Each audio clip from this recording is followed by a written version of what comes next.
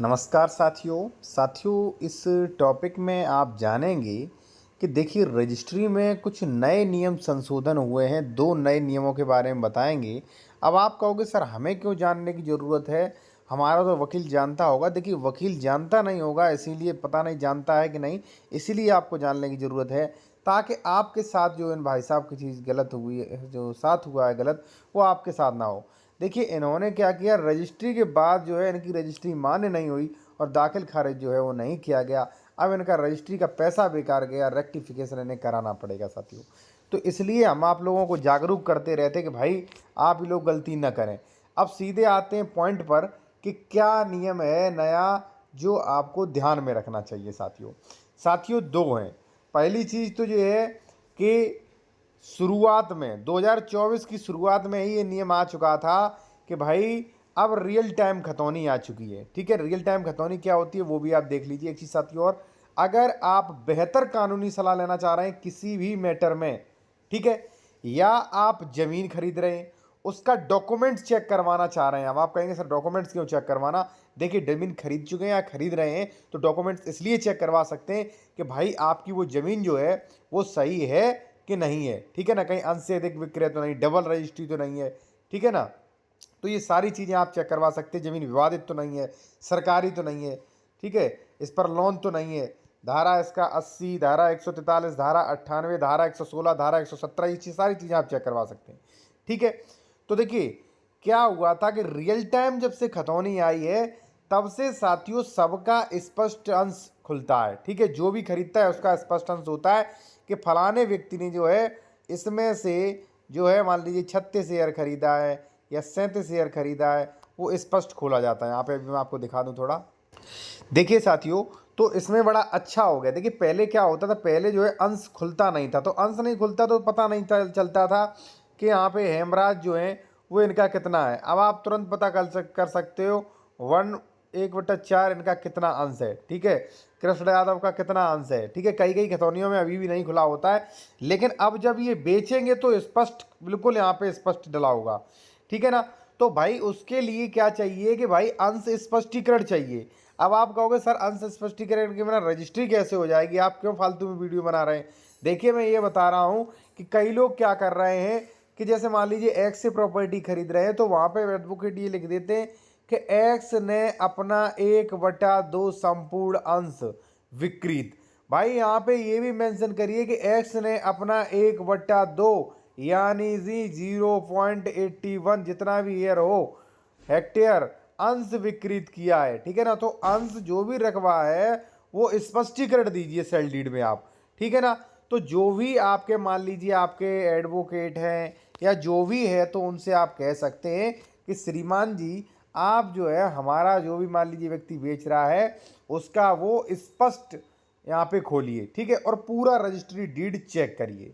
अब ये चेक हो गया। अब मैं आपको बता रहा हूँ साथियों सबसे महत्वपूर्ण जानकारी, बेहद महत्वपूर्ण जानकारी, कि आपने जो है जमीन खरीद रहे हैं या खरीद चुके हैं तो पता कैसे करें कि वो जमीन आपकी बिल्कुल क्लियर है कि विवादित है। ठीक है, इसीलिए मैंने पूरा यहाँ पे तैयार किया है। ठीक है, ये देखिए कि क्या क्या चीज़ चेक करें। अब आप कहोगे फालतू में ये चीज़ें हैं, ये चीज़ें इतनी चेक करेंगे तो हम नहीं खरीद पाएंगे। नहीं, आप बिल्कुल अच्छी ज़मीन खरीद पाएंगे, आपके साथ धोखाधड़ी नहीं होगी। जो आप जीवन भर की जो कमाई आप लगाते हैं वो आपके साथ जो है कोई भी धोखाधड़ी से नहीं ले सकता है। ठीक है, चलिए वही मैं आपको बताता हूँ। और सुनिए, मैं एक अधिवक्ता हूँ, आप प्रॉपर्टी डीलर की बात मत मानिएगा। ठीक है, आप हमारी बात पे विचार करिएगा और फिर उसे मानिएगा। ठीक है, किसकी बात सही लगती है। सबसे पहले आपको फर्स्ट नंबर में क्या चेक करना है कि SC ST की ज़मीन तो नहीं है, वहाँ पर धारा 98 का उल्लंघन तो नहीं हुआ है।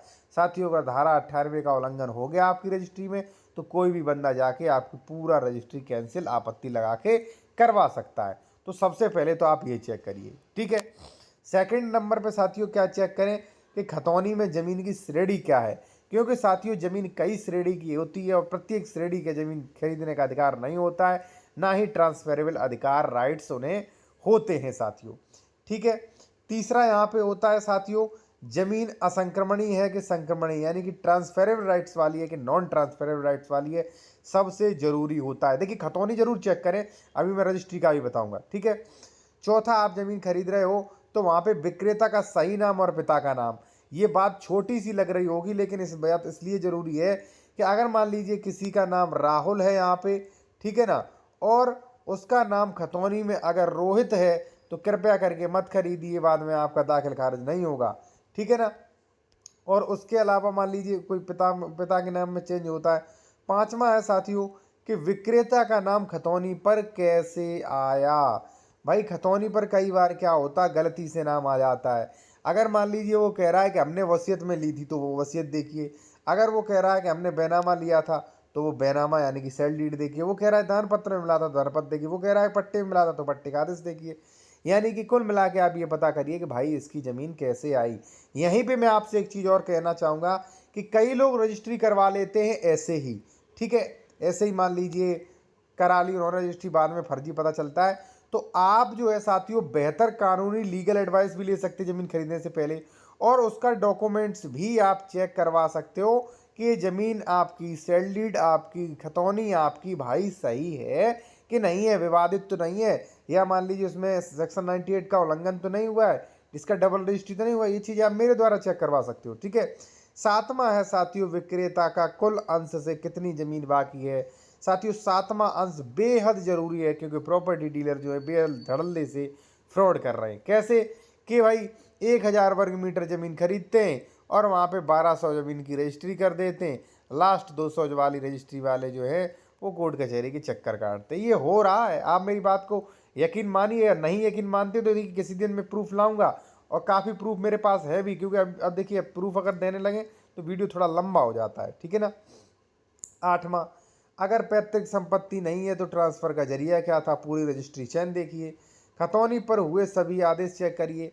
देखिए खतौनी पर आदेश चाहे 100 हुए हों चाहे 10 हुए हों, सभी आदेशों को पढ़िए, एनालिसिस करिए कि भाई ये ज़मीन जो है कोई आदेश ऐसा तो नहीं हुआ है कि फ्यूचर में मान लीजिए दिक्कत हो, ठीक है। तो यही सारी चीज़ें हम भी चेक करते हैं, ठीक है। तो मेरे द्वारा, विशेषज्ञ द्वारा आप चेक करवा सकते हैं, ठीक है ना। अब साथियों यहाँ पे देखिए, अब ये देखिए ज़मीन पर कोई केस तो नहीं चल रहा है, और रजिस्टर में विक्रेता ने कितना खरीदा और खतौनी में कितना है। देखिए कई बार क्या होता है, आप दोनों मिलान करें कि भाई इसने कितना ट्रांसफ़र किया था और कितना खरीदा, क्योंकि भाई प्रॉपर्टी डीलर क्या कर रहे हैं कि सेम ज़मीन में 10 रजिस्ट्रियाँ करवाई हैं, जैसे, ठीक है, गाटा संख्या 37 में 10 रजिस्ट्रियाँ करवाई हैं, ठीक है। तो उनमें से 7 का दाखिल खारिज कराया, 3 का दाखिल खारिज नहीं कराया। अब आप ये चीज़ जानकारी नहीं कर पाएंगे कौन सी रजिस्ट्री का हुआ कौन सी का नहीं हुआ। उसके बाद साथी ये देखिए कि विक्रेता ने कितनी ज़मीन की रजिस्ट्री कर दी है प्लॉट के रूप में, कितनी बाकी है। फिर ये देखिए कि विक्रेता के साथ डबल रजिस्ट्री वाला फ्रॉड तो नहीं हुआ है। कई बार मैंने देखा है कि लोग क्या करते हैं, उनके साथ मान लीजिए धोखाधड़ी हो गई तो वो चुपचाप ज़मीन निकालते हैं कि भाई जल्दी निकाल दीजिए, गलत ज़मीन खरीदी, तो वो भी देख के आप, ठीक है ना। अब प्लॉट नंबर का मिलान करें साथियों। साथियों क्या होता है कि देखिए प्लॉट नंबर प्रॉपर्टी डीलर बेचते हैं तो प्लॉट नंबर 7A है, 7B है, तो ये चेक कर लें इसकी पूरी रजिस्ट्री तो नहीं कर दी। उसके बाद प्लॉट का सरकारी मैप चेक करें, अगर लेआउट है तो ठीक है, वरना आप सरकारी नक्शा, रेवेन्यू का नक्शा चेक करें, 14380 चेक करें। और सबसे बड़ी बात कि 14380 है फिर भी दाखिल खारिज का आदेश करवाएं, नहीं हो रहा हमसे आदेश ले जाएं, हम आदेश देंगे आपको कि 14380 के बाद भी दाखिल खारिज जो है वो विधिवत तरीके से किया जाएगा खतौनी पर, ठीक है जी। और इसी के साथ मैं कहूँगा कि आप डॉक्यूमेंट्स अगर चेक करवाना चाह रहे हैं प्रॉपर्टी के, या बेहतर किसी मैटर पर लीगल एडवाइस लेना चाह रहे हैं, तो कॉन्टैक्ट नंबर वीडियो के डिस्क्रिप्शन में मिल जाएगा, व्हाट्सएप मैसेज करिए, आपको फ़ीस बता दी जाएगी।